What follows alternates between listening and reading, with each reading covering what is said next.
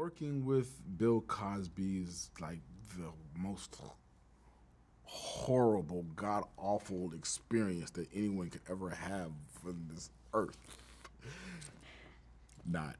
Um, it was an incredible man. I would not like literally. I would not change my experience on that show for the world. It was an incredible experience. At least for me, it was. You know, other people may have different stories, but it was so awesome for me. Um,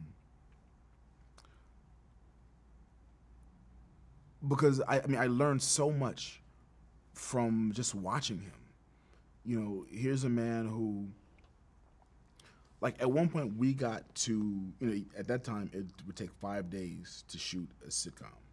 Uh, we had gotten to the point where we got down to 4 days. We would take Monday through Thursday. And Thursday night, Mr. Cosby would get on his plane and go to either Tahoe or Vegas or Atlantic City and do his stand up. Friday, Saturday, Sunday, 2 shows a night, and then be the first person at work on Monday. So just seeing that and seeing that kind of grind and that hustle, for me, the message I got was like, whoa, okay, well, when you're hot, you know, that's when you keep busting your behind. It's not about being hot and resting on that. No, when you're hot, you gotta get it. You know, because then what I ultimately, you know, what my mother ultimately impressed in me, in my brain, was when you're hot and you're doing that kind of hustle, when you have dry spells, and anyone whose career has longevity is going to have dry spells. Well, when those dry spells come, you're not forced to make desperate career choices because you've stacked your chips, so to speak.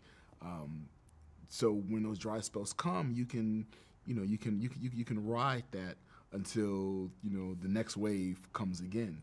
So I learned that early on.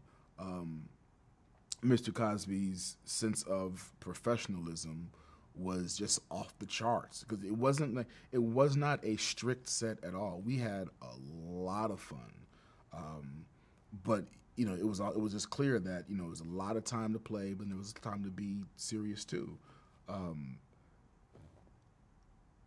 And if anyone's career warranted coming to work, you know, with an ego, with a huge ego, of course, it would be his career.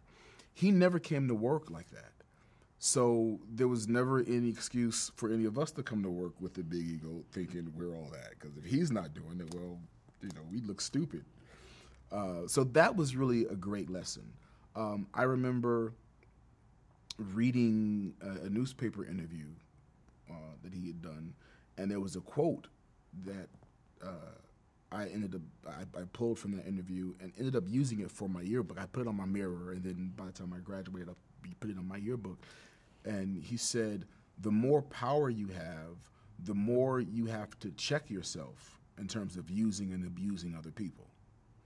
And I think with all of the power that he had at that point, you know, there were times where, you know, you saw him, you know, have to, you know, wield the sword.